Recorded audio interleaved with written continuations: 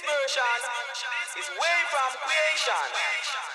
So vegan word, sound is power, let me tell you say a word. Sound is power, let me tell you say a word. Make a move and don't say a word. Have you heard? Well listen this word. Sound is power, let me tell you say a word. Sound and power, let me tell you say a word.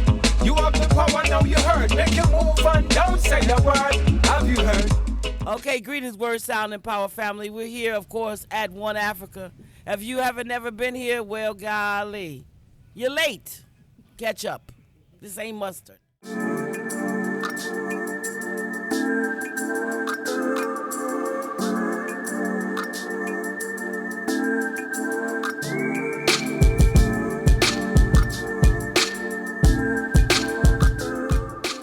All right, we're here, famous with the sisters, and we have a new channel that we're going to be starting soon. It's called We Are the Diasporans, meaning we coming to take charge and get things done. All right? So I'm going to introduce one of my first sisters who's going to be my co-host. She big, she bad, and guess what? She's not only beautiful, she's smart. She's a physician assistant. Get with it. Tell the people a little bit about yourself, my sister. Well, hello, welcome. Thank you for the warm welcome. Yes, we are the Diasporans. My name is Adrienne, originally born and raised in Washington, D.C., uptown. But now I reside in Ghana. Chocolate City. Yeah, we're from Chocolate City that turned white to Chocolate Country. All right. That will never be white again. It will never be. So we're here, and we are blessed to have the forerunners ahead of us to do things and build places like One Africa, where we know to come is a pivotal place when we're in Cape Coast, and that's what we're building on. We're really trying to take the baton from Mama Amicus and Rabbi Kohen and take it exponentially and bring new life and bring new energy to Black Americans returning to specifically Ghana and the panhandle of West Africa.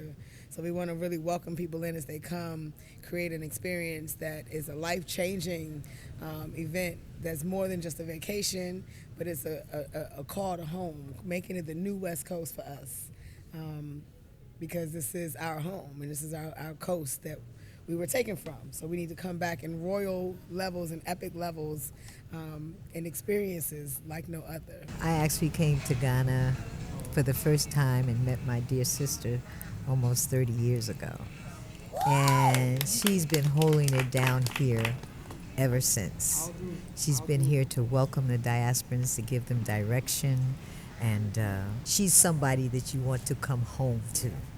You know, she makes you feel very welcome, and things that you're not familiar with, she kind of puts you at ease, and things that you need to know, she'll let you know about those too. Yes. You know, she don't bite the bullet. She tells you everything. I came here and I met her, and it was a wonderful experience because at that time, Ghana was really new. It's almost like 20, 25 years out of the darkness Ghana is, which most people, when they come here, they can be very judgmental about Ghana. But if you take any country and you give them 20 years out of the darkness and see where they will be, they will never be where Ghana is. Ghana is growing at huge leaps and bounds with many opportunities for us to come and create, because we've seen things over there that they don't have over here because they've never seen it before. We've come in numbers and we'll keep coming, so there's places and things that we can create that we are familiar with that aren't here, and also help in terms of bringing our knowledge to the Ghanaians that are here, not to teach them or anything like that, to think that to make them think they're less than or they don't know anything, because that's not the case. But we're here to share the knowledge that they ripped out of Africa all those years ago when they took our ancestors. They took the best of the best out of here, and I believe the Most High's plan is to bring the best back so that we can build Ghana and Africa the way we built America. Okay? And what happens with that is that you have to understand, and you have to first develop patience. Patience is very important because we're used to functioning in a way where we're moving fast, we're thinking fast, and all of that. They're not like that. So we have to have patience because they may not understand exactly what we're saying and get the gist of it, But one of the things that I always say to people, when you're communicating, always ask, what did I just say? Because you will then understand whether they understood you, and you can have an opportunity to clarify, to change it so that they can understand. Because the English language is not easy. It's very difficult. You know, when we were in school and we were coming up, how difficult it was. So you can imagine a Ghanaian that's used to speaking maybe 2-3 different languages. They've got to translate it from back here, and then the word that we're using may not even be in their language. So I always suggest people to do that type of thing, and to come and lend your knowledge. The children here are amazing. Because of the educational system being what it is, they have to pay for elementary school, junior high school, university. And the level of poverty that's here, it's very difficult for that to happen. Some of them will be in high school and just be coming out of high school and they're in their 20s. If you come here and you didn't know that, you would be saying, oh, they're a super senior. Oh, boy, they've been there long. But you're not getting the idea that they had to struggle to get through school because they did not have the finances to go through school. Like they say now, they say that high school is free. High school is not free. It's just some of the things, the charges they took away, but they still have to pay for books, they have to pay for uniforms, and it's still difficult if your parents are only making what is equivalent to $100 a month. Okay? So they need us. We have to bring our knowledge, and we have to help in a way that's not aggressive or arrogant or any of those things. And we really need to leave that Western culture back in the West. I want to talk to one of the younger persons at the table. I met this brother just a couple of days ago, and I kind of fell in love with both of them. So I just want to ask them from a young perspective, a young man perspective, what brought you to Africa? And now that you've been to Africa, how do you see yourself contributing to the self-development of yourself as well as Africa? My name is Jared Wilson. So I'm from Atlanta, Georgia. This is my first time here in Africa. I'm here in Ghana. So I've always wanted to come home. Like it's been on my bucket, like top five. I told myself this year I was gonna come to Africa. I just didn't know like when or how. I was just like, yo, I gotta get to Africa here. And my brother here just hit me with the opportunity, and I was like, bet, well, I'm coming with you. He said he was going. He already had his ticket.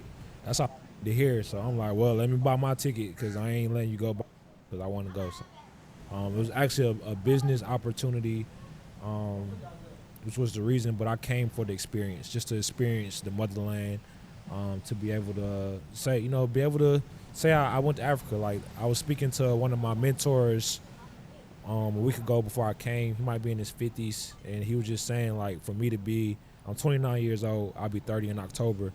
For me to be doing that before my 30th birthday, like some things that, some of our family members, some of our ancestors never in their life, like never didn't get the chance to do, and some of them get the chance to do. So for me to be doing that, at the age and the timing that I did, just it was really important for me. And now it's important for me to, I've been talking to my daughter a lot, just showing her about home, just about why it's important to further that. If God forbid, if anything ever happened to me, she will always have that instilled in her.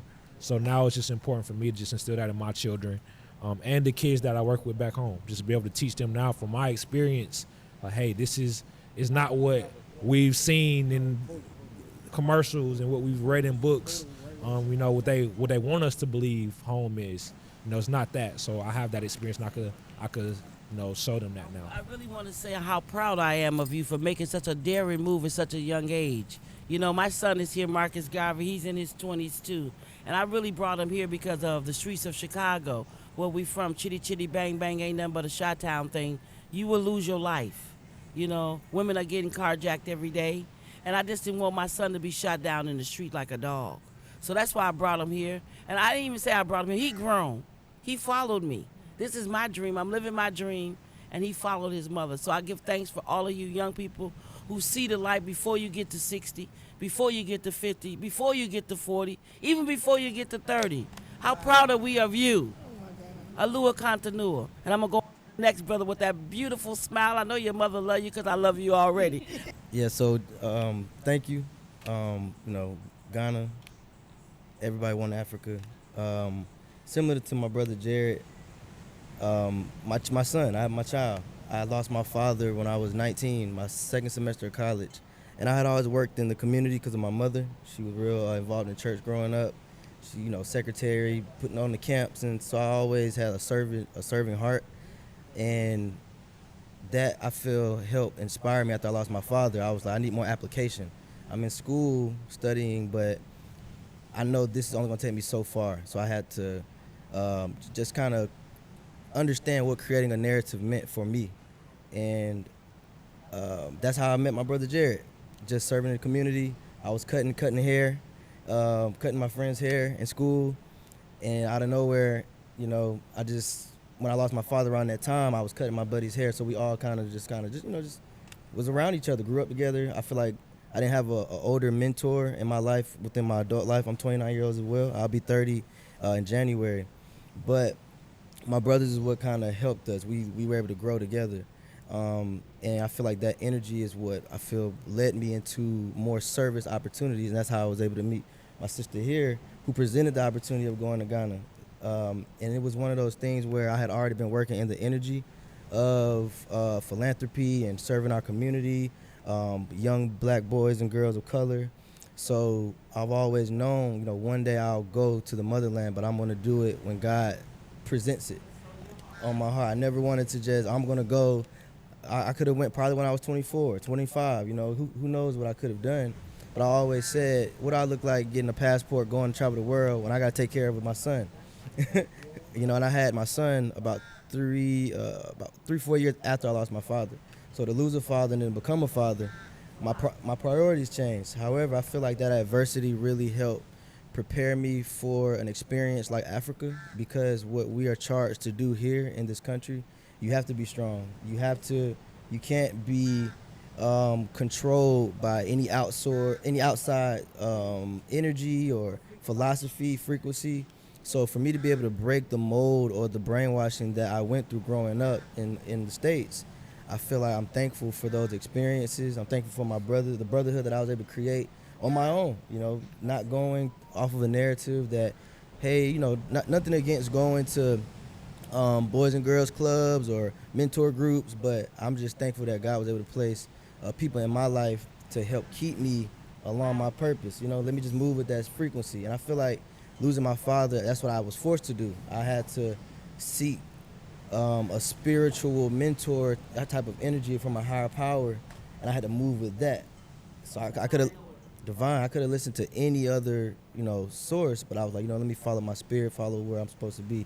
And I feel like to be here, go on the journey, on the boat ride, on the ancestors, it felt like I had been doing it throughout my, the last few years. So when we were saying, like, yell the names of those, your ancestors who you want to be with you, I've been yelling my father's name all my life.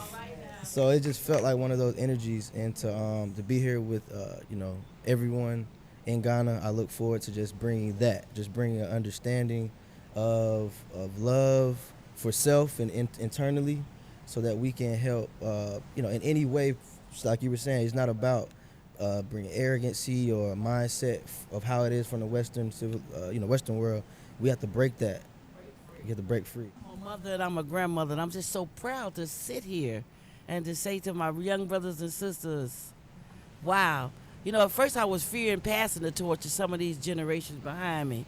But when I see you guys, I feel well proud, and I know we're in good hands, and the ancestors will live and reign within you. Now, I got this sister who's sitting in front of me. She is not only smart, she's gorgeous, and she influences these two brothers to actually come to Ghana. So let's just give her a round of applause. That's what I'm saying, Queen Mother, we just got to give her a listen, because we have to be agents of change. We can't be just talking about it. We got to be about it. Y'all say bout it. Okay, that's what y'all say, but we say we can't talk about it. We have to be about it. And you've been about it. Your family's been about it. You've been a Hebrew Israelite. I know I talked to you since you were born. So tell us a little bit about yourself, my sister. And I know you're on some great unification stuff. I know you're on some great mentor stuff. And I know you're just on some beautiful black queen stuff. Introduce yourself to the brothers and let them see what they're missing in the motherland. My name is Shanice Evans, and I'm from, which way should I look this way? Okay, I'm from Philadelphia, Pennsylvania. I'm not as young as them. I'm actually 40. So it's, yes. Yes, right? Definitely.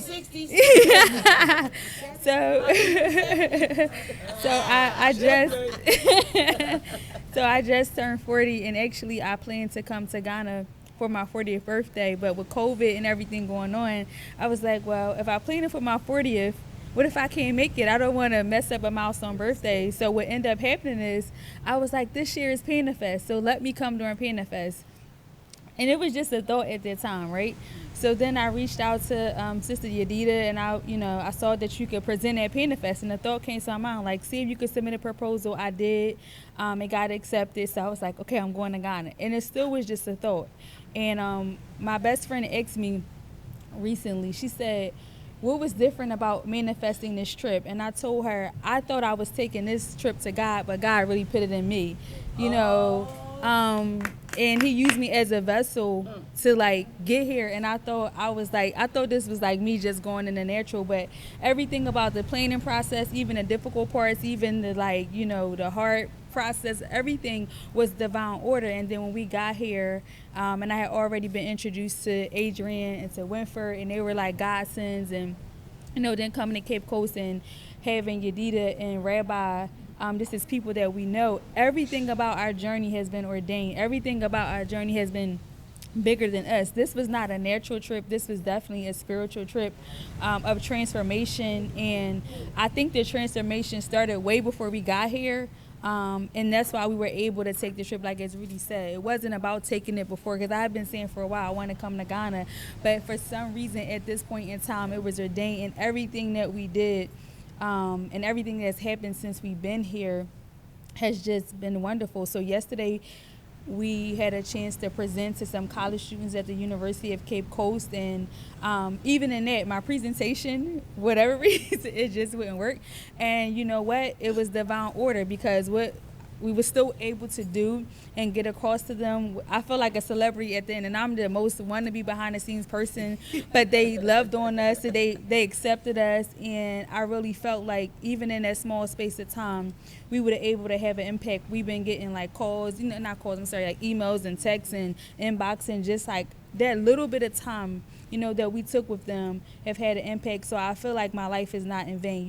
They said if you could touch one person, then your living is not in vain. And for us to come all the way across the seas, as it was said before, some of our ancestors didn't make it. Some of our family won't ever make it. They don't even have the desire to come. But I really feel special, and it's really been emotional for me, because I'm like, out of all the people in the world, the Most High ordained me for this trip. Like, he could have gave. Even yesterday when we was on a boat ride, we made history being a part of the boat ride. And then we got a chance to be on a boat ride with Rabbi, and everybody that was out there couldn't go, but it was just ordained that we was there. And the waves were heavy, but it was a peace that was out there. And I'm like, when God created me, he created me just for this moment right now. And that's awesome, because you could be born to fulfill anything. Even bad people have a prophecy to fulfill, and that could have been me. So for the Most High to allow me to just be where I am is only by his grace and mercy and compassion. So my mission is to, not just here in Ghana, but just in the world, is just to try to make the change and be the change that I want to see. I'm not perfect, and allow people to know that you can be redeemed from anything you were. It's about where you're trying to go. And so that's what I just want to come to Ghana with. We can't focus on the past, but where we're trying to go right now, and utilize each other as a resource and a network to get to where we're going. Because as I said to the students yesterday, it's about black liberation. If we are in chains in Ghana and free in America, then we are not free anywhere. And until every black person is free from here to Mars, then we are all not free to do what we want to do. So it's really about us coming together, one people at a time, one country at a time, and then one continent one time. And if it's other people on another planet, then one planet at a time. But we definitely, even if I don't get a chance to see it, just know that I put my footprint in the sand to pass the baton to the next person. Snap, snap. Can I say that again? Snap, snap. The reality is, injustice anywhere is injustice everywhere. And I'm going to say that again for all of you people who don't hear me. Injustice anywhere is injustice everywhere. I can never be free until my brothers and sisters are free.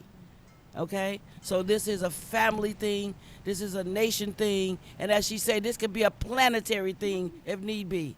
I love you, my sister. And the struggle continues. Alua continua. And we got some other jet setters here.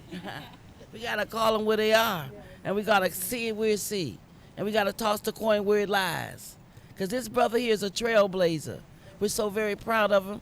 I call him one of my sons. I came to Africa with one, and now I got 5. But see, that's the blessings of the ancestors. And this brother here is world known, worldwide, and he makes a difference in our community. And as a mother and a grandmother, I'm so proud to call him my son. Please introduce yourself to the camera and to the people of the world who may have not had the divine pleasure, as I have, of meeting you. My name is Wood. First name is Winford Woodger, but they call me Wood or either B-Snip, because we have a few locations around the world, a few in the western side of town, and we just opened up a new location here in Ghana, which is a barber lounge and academy with the beauty lounge involved, as well as the diaspora center. But I came here on a long journey. From 1990, I've been planning to come here. And I knew my journey would be long, and I had to prepare myself. I had to be prepared by my ancestors as well as my mentors to prep me for my longevity, my long time to come to be in Ghana. And I've met numerous people, from customers to just people walking past, just saying, you're gonna be great and you're gonna be in the motherland doing some great things. And later on in life, I became that person to myself, if nobody else. And I feel great meeting all the people here at the table through my journey and meeting a great woman that brought me to say, hey, your time has come. And we were able to come together and fulfill obligations to ourselves and to the people that look up to us. And I don't know what to tell you, but this is the last stop of the Underground Railroad. All right now. If nobody knows that, this is the last stop. And everything that you ever wanted to do, you is able to do it here in Ghana or in the continent, period, because you're more spiritual, you're more connected. Once you get here and you put your bare feet to the floor, you will feel the energy that comes through your body that brings you all of the things that you ever wanted to do come to pass in a flashing picture. And the other part of it is, don't get excited, just be prepared. Don't get excited, just be prepared. And don't react, have a purpose. Bring it with a purpose. And that's pretty much all I got to say. And I look forward to all of y'all coming and check us out in Medina and as well as soon to come Labadi Beach. One love, family. It's Word Sound and Power. Sister P coming to you all the way from Mama Africa with One Africa and all the fabulous brothers and sisters who not just talking about it, but actually being about the mission of our ancestors. We're walking in the Holy Land. We're walking in the footprints of our ancestors. We stand on great shoulders. We're here to do great things, and ain't no stopping us now. Peace out. We on the groove. We really got to move.